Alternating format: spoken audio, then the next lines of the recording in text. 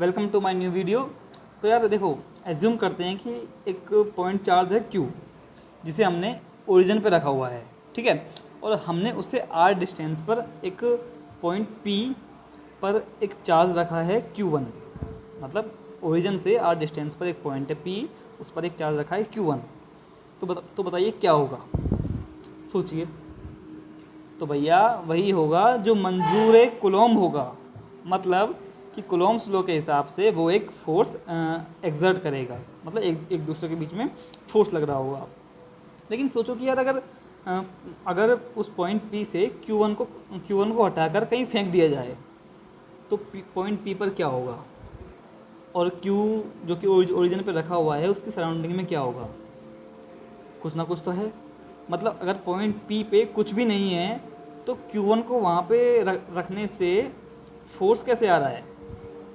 तो इन सारे क्वेश्चंस का हमें सॉल्यूशन या फिर आंसर मिलता है इलेक्ट्रिक फील्ड से। So according to this we can say that कि यार एक चार्ज Q अपने सराउंडिंग में हर जगह एक फील्ड प्रोड्यूस करता है जिसे हम इलेक्ट्रिक फील्ड कहते हैं। और जब कोई भी चार्ज जैसे कि Q1 उस फील्ड में लाया जाता है तो वह उस चार्ज पर, मतलब Q उस चार्ज पर एक फोर्स प्रोड्यूस करता है ना। मतलब अगर Q की फील्ड में Q1 आएगा तो वो उस पर एक चार्ज प्रोड्यूस करेगा। अब आप ये सोच रहे होंगे कि यार क्या सिर्फ Q ही अपने सराउंडिंग में इलेक्ट्रिक फील्ड प्रोड्यूस करता है। तो मेरे भाई ऐसा नहीं है, Q1 भी अपने सराउंडिंग में एक इलेक्ट्रिक फील्ड प्रोड्यूस करेगा। हालांकि हर चार्ज जिसके पास कोई चार्ज है मतलब, तो वो अपने सराउंडिंग में एक इलेक्ट्रिक फील्ड प्रोड्यूस करता ही करता है। जैसे कि एक आदमी गुस्से में होता है तो अगर आप उसके पास जाओगे तो आपकी उससे लड़ाई हो जाएगी, समझ रहे हो। तो इस सेंस में गुस्सा इलेक्ट्रिक फील्ड की तरह है और जो फोर्स है वो लड़ाई की तरह है। मतलब अगर आप गुस्से में गए किसी व्यक्ति के पास तो उससे लड़ाई होनी है। या फिर ऐसे कह सकते हैं कि अगर आप किसी की इलेक्ट्रिक फील्ड में गए तो आपके ऊपर फोर्स लगेगा ही लगेगा। लेकिन मेरे कहने का सेंस ये नहीं है कि यार किसी एक पर्टिकुलर चार्ज की किसी एक पर्टिकुलर एरिया में ही इलेक्ट्रिक फील्ड होती है। किसी भी चार्ज की इलेक्ट्रिक फील्ड होती है वो इनफाइनाइट तक हर जगह होती है, लेकिन उसका मैग्नीट्यूड डिस्टेंस के साथ साथ कम होता जाता है। अब वो कैसे होता है वो हम नेक्स्ट वीडियो में देखेंगे, है ना। तो चलिए ये जानने की कोशिश करते हैं कि यार इलेक्ट्रिक फील्ड कैसी होगी, इसका मैग्नीट्यूड क्या होगा, इसकी डायरेक्शन क्या होगी। क्योंकि यह एक वेक्टर है ना, तो मैग्नीट्यूड एंड डायरेक्शन दोनों चीज़ें होंगी इसके पास। तो आपको पता है कि यार दो charge Q and Q1 r distance पर रखे हुए हैं तो उनके बीच फोर्स क्या होगा। उनके बीच फोर्स होगा 1/4πε0 Q1 upon mod r square r cap, है ना। So the electric force between Q and Q1 को हम ऐसे भी तो लिख सकते हैं कि यार यह एक इलेक्ट्रिक फोर्स एक इंटरेक्शन है Q1 एंड Q की इलेक्ट्रिक फील्ड के बीच में, या फिर एंड वाइस वर्सा, इसका उल्टा भी, है ना।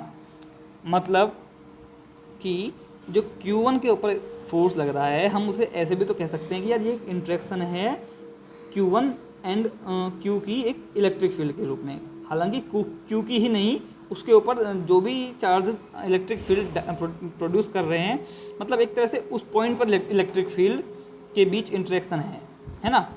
अच्छा, तो यदि Q1 का पोजीशन वेक्टर r वेक्टर है और ये F वेक्टर फोर्स एक्सपीरियंस करता है जहाँ और जहाँ चार्ज Q1 रखा हुआ है उस पॉइंट पर इलेक्ट्रिक फील्ड E वेक्टर है। तीन चीज़ें, मतलब Q1 का पोजीशन वेक्टर r वेक्टर है, F वेक्टर फोर्स एक्सपीरियंस करता है वह Q1, और जहाँ पे वो रखा हुआ है उस पॉइंट पर इलेक्ट्रिक फील्ड है E, टोटल इलेक्ट्रिक फील्ड, है ना। तो जो रिलेशन बनता है वो बनता है FR is equals to QER, या फिर हम कह सकते हैं F is equals to QE। तो जो E की डायरेक्शन होगी वो F की डायरेक्शन अपॉन Q। अच्छा, मैंने अपॉन Q बोला, अपॉन Q क्यों बोला वो मैंने इसलिए बोला क्योंकि यार Q पॉजिटिव और नेगेटिव दोनों टाइप का हो सकता है ना। तो वो इस हिसाब से वेरी हो जाएगी। बाकी डायरेक्शन के बारे में आगे हम पढ़ लेंगे, है ना, और क्वेश्चन करोगे तो ज़्यादा क्लैरिटी हो जाएगी, है ना। तो इस इक्वेशन से हमें इलेक्ट्रिक फील्ड की यूनिट भी पता चल जाती है। देखिए ध्यान से कि यार फोर्स की यूनिट न्यूटन है, चार्ज की है कूलॉम, तो force by Q, force by Coulomb क्या होगा, इलेक्ट्रिक फील्ड हो जाएगी। तो न्यूटन बाई कूलॉम इसकी यूनिट है ना। सो गाइस आज इलेक्ट्रिक फील्ड के बारे में हमने पढ़ लिया और फोर्स और इलेक्ट्रिक फील्ड का जो रिलेशन है वो देख लिया।